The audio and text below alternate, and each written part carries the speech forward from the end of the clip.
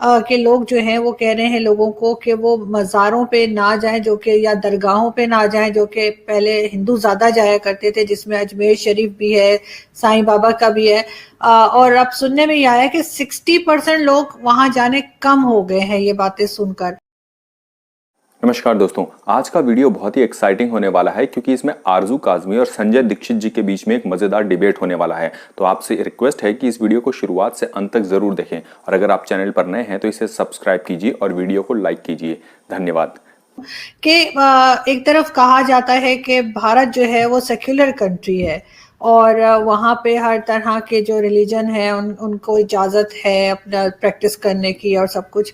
तो फिर सर हम आजकल ये क्यों देख रहे हैं या सुन रहे हैं कि हिंदुआता के लोग जो हैं वो कह रहे हैं लोगों को कि वो मज़ारों पे ना जाएं, जो कि या दरगाहों पे ना जाएं, जो कि पहले हिंदू ज़्यादा जाया करते थे, जिसमें अजमेर शरीफ भी है, साईं बाबा का भी है। और अब सुनने में ये आया कि 60% लोग वहां जाने कम हो गए हैं, ये बातें सुनकर।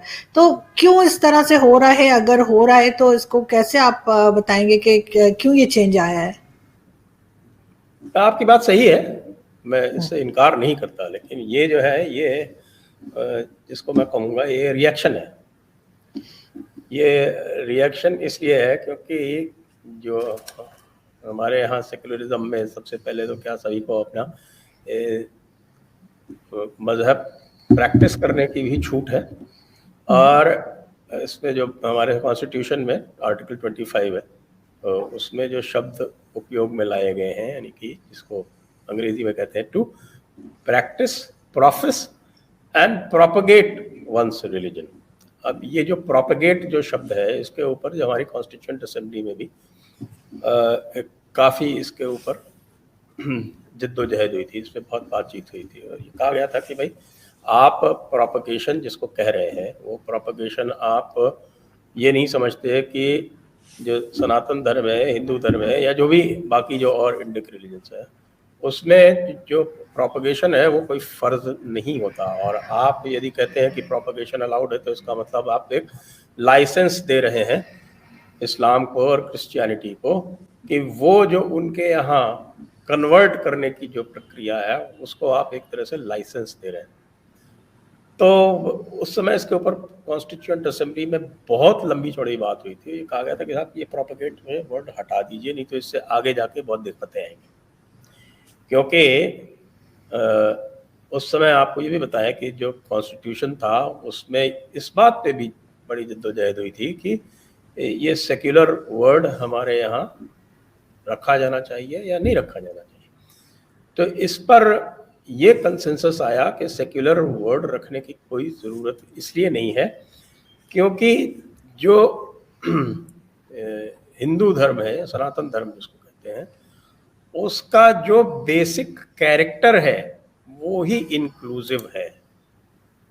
देखिए मैं इसका भेद कर रहा हूँ कि एक्सक्लूसिव किसे कहते हैं। एक्सक्लूसिव उसे कहते हैं जो कहता है कि भाई जो हमारे दीन में है, जो हमारे मजहब में है, जो हमारे फेथ में है वो ही हेवन जाएगा। बाकी जो है वो चाहे कितना भी अच्छा हो, कितना भी अच्छा इंसान हो, वो नहीं जाएगा। क्यों? क्योंकि हमारा दीन नहीं फॉलो करता। मोहम्मद अली जौहर का नाम आपने सुना हुआ था, तो सुना हुआ होगा।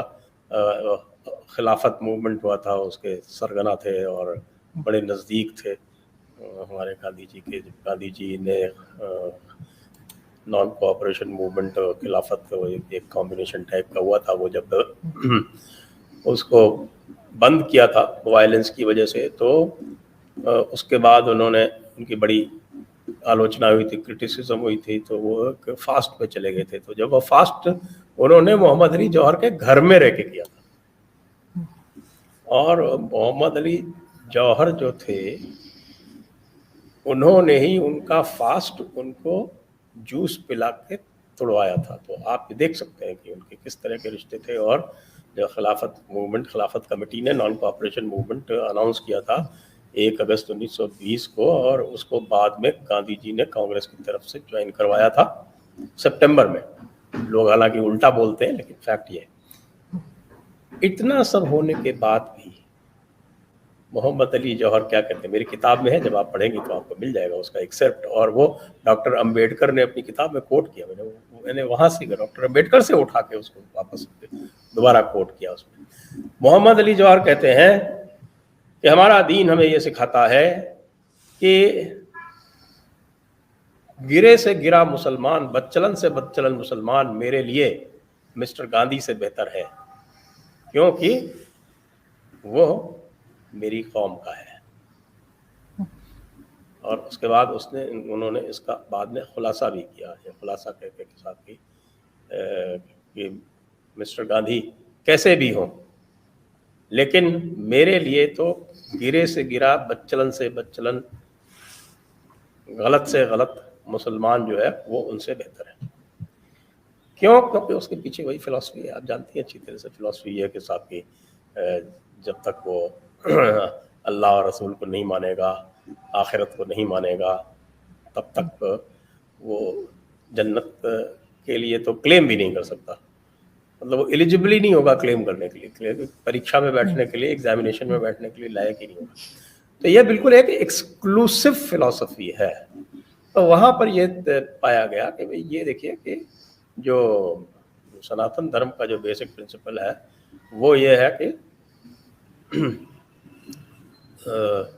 सभी प्राणियों में मतलब ऑल बीइंग्स, यानी कि और यहाँ जड़ और चेतन दो तरह के माने जाते हैं। तो वो यहाँ तक है, जैसे भगवद गीता में यहाँ तक कहा गया है कि समम सर्वेषु भूतेषु, यानी एक होता है एनिमेट बीइंग और दूसरी होती है इनएनिमेट बीइंग। तो कहते हैं कि I am the same in all beings, that is all animate beings and also inanimate beings. जब एक बार मैंने आपके यहाँ किया था, शायद मूर्ति पूजा के ऊपर आपके यहाँ किया था या आलिया जी किया था, मुझे याद नहीं आ रहा। तो उसके पीछे का सारा लॉजिक यही है कि जो ईश्वर है वो सभी में समान रूप से विद्यमान है, he is ever present in every being.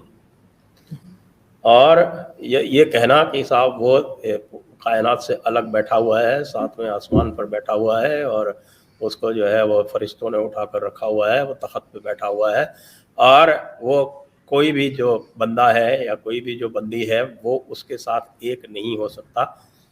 यह उसकी ही शक्ति, जो उसकी जो पावर है, उसी के ऊपर एक क्वेश्चन मार्क है। यदि कोई भी गॉड ऑल पावरफुल है, सब कुछ कर सकता है, उसकी ताकत का कोई अंदाज़ा नहीं है, उसकी ताकत पर कोई बंदिश नहीं है, तो ये कौन सी बंदिश है कि साहब की वो मूर्ति में नहीं आ सकता। अगर आप चाहते हैं कि मैं ऐसी ही इंटरेस्टिंग वीडियोस लाता रहूं तो मेरे चैनल को सब्सक्राइब करके सपोर्ट करें। जय हिंद।